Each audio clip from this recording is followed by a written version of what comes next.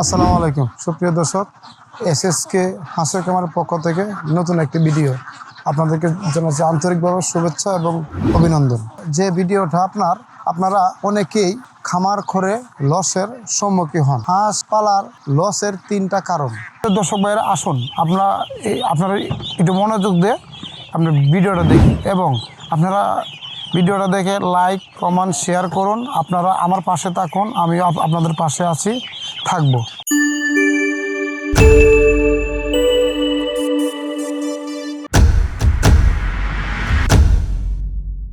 SSK হাঁসের খামারের পক্ষ থেকে আপনাদেরকে দেওয়া হবে একটি ভিডিও। যে ভিডিওটা আপনারা অনেকেই খামার করে লসের সম্মুখীন হন। হাঁস পালার লসের 3টা কারণ।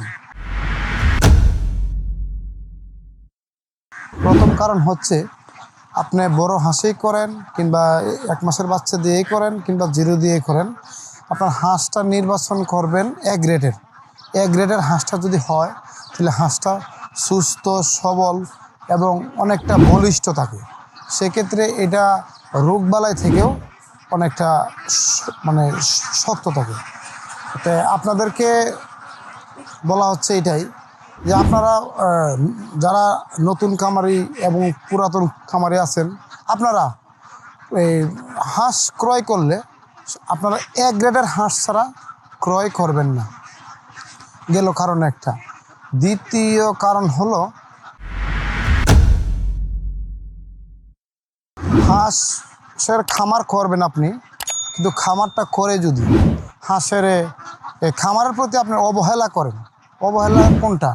যে হাঁসের সঠিক টাইমে যদি আপনি খাবারটা না দেন, সঠিক টাইমে যদি আপনি এই হাঁসের খেয়াল না রাখেন, আর সঠিক টাইমে যদি আপনার হাঁসের গড় পরিষ্কার না করেন, তাহলে আপনার এই একটা আশঙ্কা থেকে যাবে।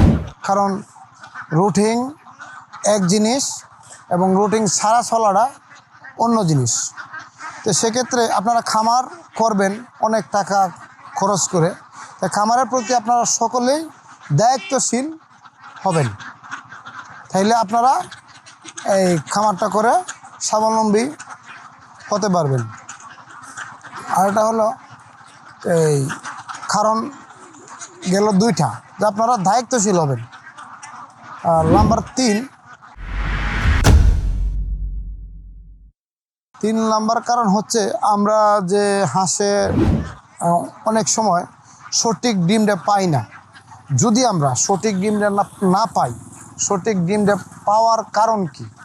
যেমন আমাদেরকে এই দেখতে হবে যে আমরা হাঁসের যে খাবারগুলো খাওয়াইতেছি, ওইটা এই খাবারগুলোর ডেট আছে কিনা এবং কোন কোম্পানির খাবারটা ভালো হবে, এইটা দেখে শুনে বুঝে আপনার খাওয়াইতে হবে।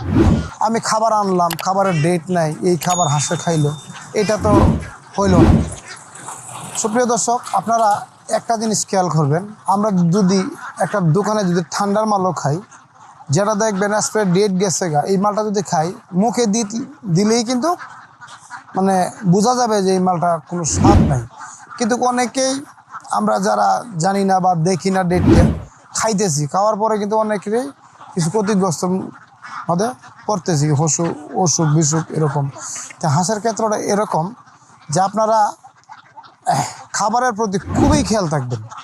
যে আমার অনেক সময় হাঁসের আমার তো 80-90-85% ডিম আছে, হঠাৎ করে কেন ডিমটা কমার কারণ আছে। কিছু কিছু আছে হাঁসের খাদ্যের ডেট না থাকলে, কিছু কিছু আছে যে অতিরিক্ত গরম থাকলে, কিছু কিছু আছে যে হাঁসে আপনার ডিম পারতেছে, রানিং কেন বন্ধ হচ্ছে, আপনার রাত্রেবেলা কি হাঁসের কি আপনার শেয়াল বান্দরে কি দাওয়া করছে কিনা, এগুলা যদি আপনারা সবাই সতর্ক থাকেন এবং আপনারা যদি সতর্কভাবে যদি খামারটা করেন, আশা করি আপনারা লাভবান হবেন। তো আপনাদেরকে এই ভিডিওতে বেশি কিছু বলবো না। আপনারা সবাই সুস্থ থাকবেন, ভালো থাকবেন এবং খামারের প্রতি দায়িত্বশীল হবেন। আসসালামু আলাইকুম।